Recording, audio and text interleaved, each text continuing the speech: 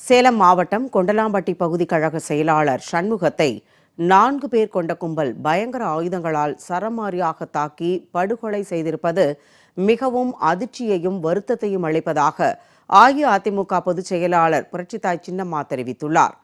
திமுக ஆட்சியில் யாருக்கும் பாதுகாப்பு இல்லை, தமிழகம் முழுவதும் கொலை கொள்ளை சர்வசாதாரணமாக நடக்கிறது என்றும் புரட்சித்தாய் சின்னம்மா குற்றம் சாட்டியுள்ளார்.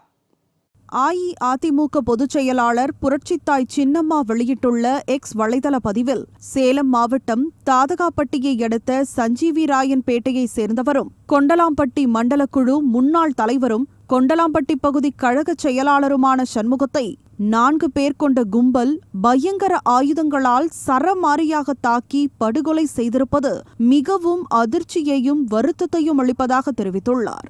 அரசியல் காழ்ப்புணர்ச்சியின் காரணமாக சண்முகம் கொலை செய்யப்பட்டிருப்பதாக அப்பகுதியினர் சந்தேகிக்கின்றனர் என்றும் குறிப்பிட்டுள்ளார்.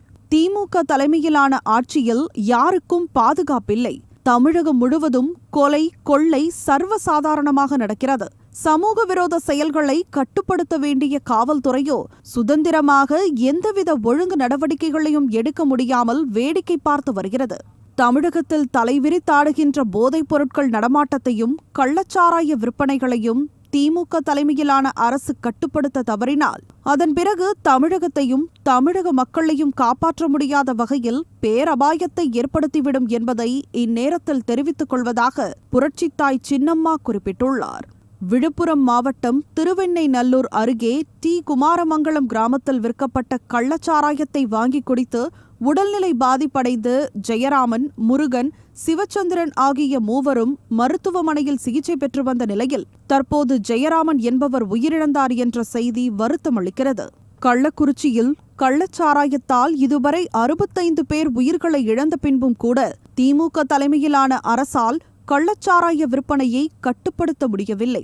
திமுக தலைமையிலான அரசு கள்ளச்சாராயத்தை ஒழிப்பதற்காக எத்தனை ஆய்வுக் கூட்டங்களை நடத்தினாலும் எத்தனை சட்டங்களை திருத்தினாலும் எந்த பயனும் இல்லை என்பது நிரூபணமாகிவிட்டது.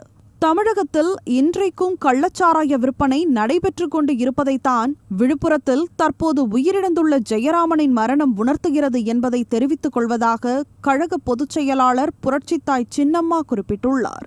சேலத்தில் படுகொலை செய்யப்பட்டுள்ள கழக நிர்வாகி சண்முகத்தை இழந்து வாடும் அவருடைய குடும்பத்தினருக்கும் நண்பர்களுக்கும் உடன் பணியாற்றிய கழக தொண்டர்களுக்கும் தனது ஆழ்ந்த இரங்கலையும் அனுதாபத்தையும் தெரிவித்துக் கொள்வதாகவும், அன்னாரது ஆன்மா இறைவன் திருவடி நிழலில் இளைப்பார எல்லாம் வல்ல ஆண்டவனை வேண்டுவதாகவும் புரட்சித்தாய் சின்னம்மா தெரிவித்துள்ளார்.